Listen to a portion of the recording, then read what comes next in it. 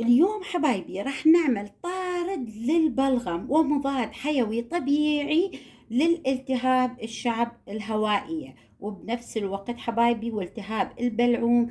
طريقة كتير حلوة، والسعال رهيب جدا جدا هاي الطريقة، و بتعزز الجسم بالحبايبي، مناعة للجسم السوي، وتزيل التهاب الحلق. راح نعمل حبايبي طريقة كلش سهلة وبسيطة، وراح اشرح لكم اياها خطوة بخطوة وانتوا اعملوها. طريقتها كلش سهلة وما فيها اي تعقيدات. هاي الطريقة مدمرة للبلغم. هذه الطريقة حبايبي بتكون هي شلون نقول، كأنك ماخذة انتبيوتك رائعة جدا جدا لالتهاب الحلق، حبايبي للقحة، لالتهاب الصدر، التهاب بحة الصوت. يعني رائع جدا جدا، ومضاد حيوي للجسم رهيب جدا جدا.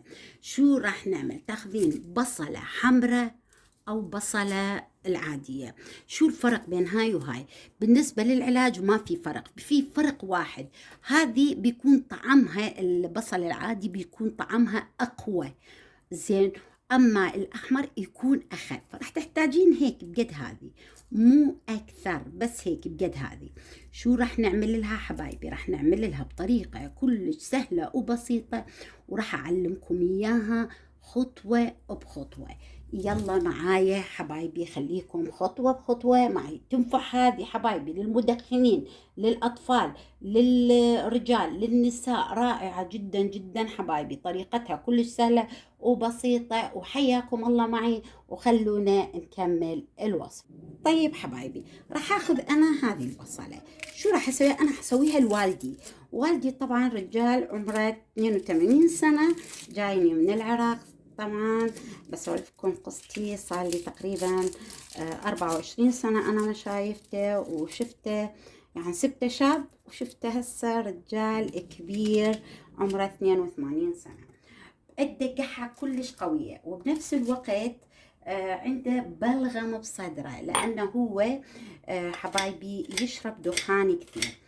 فأنا اليوم هو جسمه كلش ضعيف وما يتحمل شو نقول الأنتيبيوتيك والأدوية. فراح أسوي له، جبت له أنا، مو ما جبت له، بس الصراحة البلغم كلش قوي بصدره. فهاي الطريقة راح تلين الصدى، البلغم اللي بالصدر، وأنا مجربتها حتى على أولادي. راح أخذ هيك وراح أحطه. حطوه انتو بعلبة تتسكر. أنا هسه دا أسوي هيك قدامكم، بعدين أحطه بعلبة تتسكر. طبعا ممكن تسوين كمية أكبر، سوي الكمية اللي تكفيكي لمدة أسبوع. بعد الأسبوع لازم تسوين كمية ثانية. وين ينحفظ؟ ينحفظ بالثلاجة. هيك حبايبي طلعوا. شو راح أحط عليه؟ راح أخلي عليه حبايبي شغلة ضرورية جدا جدا جدا. راح أحط عليه العسل. هذا عسل حبايبي رائع رائع الصراحة. زين، راح أضيف تقريبا على هذه تقريبا 4 معالق كبار من العسل.